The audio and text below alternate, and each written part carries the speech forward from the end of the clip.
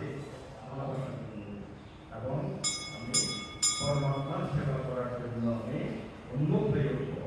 এর আগে কখনোই আমি পরমাত্মার সেবা করার জন্য উন্মুখ হব। আমি দেহের জন্য, দেহের পরিপোষণ করার জন্য, দেহের পরিপোষণ করার জন্য আমি সবসময় আমি সাহায্য করব।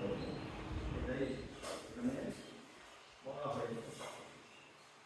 যোগাযোগের মধ্যে জীব মনে করে আমি থাকবো এবং শ্রীকৃষ্ণের প্রতি তার আকর্ষণ পুনর্নিয়োগ করা উচিত।